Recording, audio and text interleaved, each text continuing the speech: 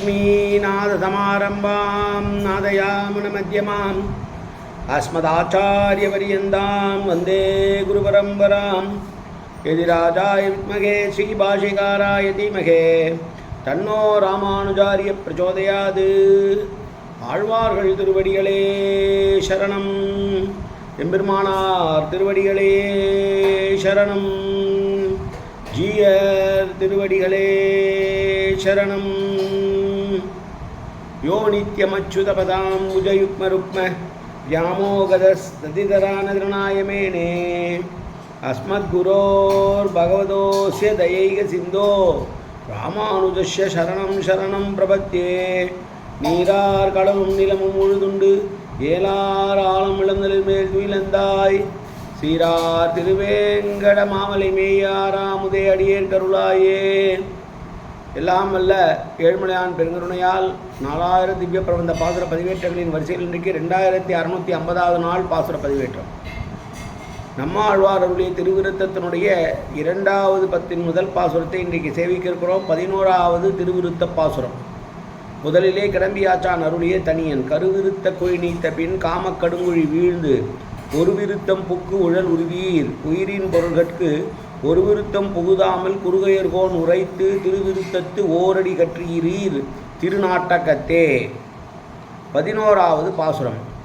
அரியன என்றுமாம் ஐயன் அரியன என்று யாம் காண்கின்றன கண்ணின் விண் அணையாய் பெரியன காதம் பொருட்கோ பிரிவு எஞ்ஞாலம் எய்தற்கு உரியன ஒன்முத்தும் பைம்பொன்னும் ஏந்தி ஓரோ குடங்கை பெரியன கொண்டை குளம் இவையோ வந்து பேர்கின்றவே.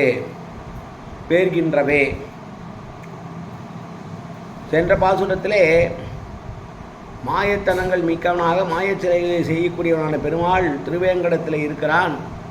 அந்த திருவேங்கட மலையிலே திரைப்பணம் காக்கக்கூடிய தோழியே, உன் தலைவியிடம் சொல், நான் அவளை விட்டு பிரிந்து போகிறேன் என்று சொல்லுகிற பொழுதே அவள் துக்கப்படுகிறாள்.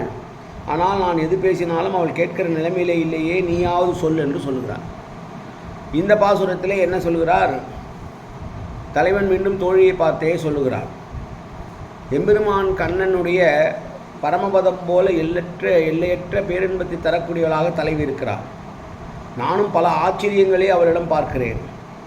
இப்போதுதான் என் தலைவியிடம் காண்கிற காட்சியானது எனக்கு ஆச்சரியத்தை மேலும் மேலும் உண்டாக்குறது. பொதுவாக உலகத்திலே தலைவர்கள் வெளியூர் சென்று பணம் சம்பாதித்து வரப்போகிறேன் என்று சொன்னால்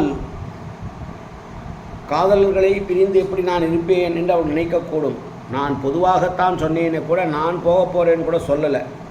நான் இதை சொன்ன உடனேயே நான் தான் போகப் போகிறேன் என்று அவளாக நினைத்து கொண்டு ஒளிவுடைய தன் கண்களிலிருந்து வெண்மையான முத்து போன்ற கண்ணீரை சிந்துகிறாளே. தன்னுடைய இயல்பான நிறத்திலிருந்து பசலை நிறம் பட்டு என் கண் முன்னால் காட்சியளிப்பது எனக்கு வியப்பை தருகிறது. நான் என்ன செய்வேன்? நான் போகிறேன் என்று சொல்லவில்லை, நான் போகப் போகிறேன் என்று அவளாக நினைத்து கொண்டு இப்படி பண்ணால் நான் என்ன பண்ண முடியும்னு கேட்குறார். ஒன்முத்து என்பது ஒரு அருமையான சொல்லாட்சியாக உரையாசிரியர்கள் சொல்லுகிறார்கள். பொதுவாக கண்களிலே கருமை பூட்டியிருக்கிறதுனால அத்தகைய கரிய கண்களிலிருந்து உதிர்க்கிற கண்ணீரானது வெண்முத்துக்கு ஒத்ததாக இருக்கிறதா. அப்படி அவள் கண்ணீரிலிருந்து வருவது, கண்களிலிருந்து வரக்கூடிய நீரானது முத்துவை போல இருக்கிறது என்று பொருள் சொல்லுகிறார்கள். முத்தும் பொன்னும் இவளிடமே இருக்க நீ எதற்காக வெளியிலே போய் சம்பாதிக்கப் போகிறாய் என்று யாரோ கேட்பதாகவும், நான் அது பாடி சொல்லவே இல்லையே, நான் சொல்வதற்கு முன்னாக அவளாகவே கலக்கமடைந்தால் நான் என்ன செய்வேன்? இப்படியெல்லாம் உலகத்திலே நடக்குமா என்றெல்லாம் கேட்கிறார். பசலை நோய் என்பதை பற்றி குறுந்தொகை பாடல் ஒன்று இருப்பதை கேட்கலாம். ஊர் உன் கேணி உண்டு உரைத்து ஒக்க பாசியற்றே பசலை காதலர் தொடுவுழி நீங்கி உடுவுழி விடுவிழி பார்த்தலனே என்பது. ஊருக்கு நடுவில் இருக்கக்கூடிய குளம் பாசி படிந்து கிடைக்கிறது. அப்படி பாசிப்பட்டிருக்கிற குளத்திலே ஒருவன் கையை விட்டால் அவன் கையை எங்கே விடுகிறானோ அந்த இடத்துலேருந்து பாசி நீங்கி மற்ற இடங்களிலே பாசி இருக்கும். இவன் கையை எடுத்த உடனே மீண்டும் அந்த இடத்திலே பாசி படர்ந்துவிடும். அதுபோல தலைவனானவன் தலைவியை எங்கெல்லாம் தொடுகிறானோ அந்த இடத்திலே அந்த பசலை நிறம் நீங்கி மற்ற இடங்களிலே பசலை நிறம் பாய்கிறதே என்று ஆச்சரியமாக நான் பிரியப் போகிறேன் என்று மறைமுகமாக சொன்னதே இவளால் தாங்க முடியவில்லையே, நான் என்ன செய்வேன் என்று சொல்லுகிறார் இந்த பாசுரத்திலே.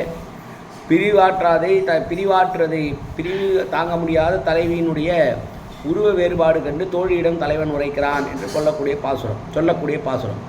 மீண்டும் பாசுரம்.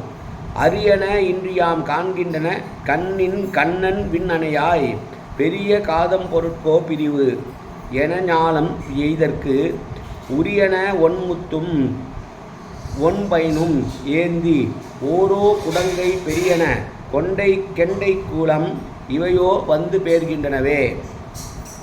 இங்கே கெண்டை என்பது உயர்ந்த ரக மீனை குறிக்கக்கூடியது. கெண்டை மீனை போல் இருக்கிற கண்களிலிருந்து வருகிற கண்ணீரானது வெண்முத்தாக இருக்கிறது என்று சொல்லுகிற பாசுரம் நாளை அடுத்த பாசுரம். காயேன வாச்சா மனசேந்திரிர்வா உத்யாப்தனாவா பிரகதேது சுபாவாது கரோமி எத்தது சகலம் பரஸ்மை ஸ்ரீமன் நாராயணா ஏறி சமர்ப்பயாமி. உடலாலும் உள்ளத்தாலும் வாக்காலும் சகலவிதமான பாபங்களும் தோஷங்களும் நிறைந்ததாக உலகத்தில் பிறந்த போதிலும் அடியேன் செய்கிற நல்வினையோ தீவினையோ அத்தனையும் உன்னுடைய கமலமலர் பாதங்களில் சமர்ப்பிக்கிறேன் கண்ணா. காத்தருள்வாய் கண்ணா, ஏற்றுக்கொள்வாய் கண்ணா.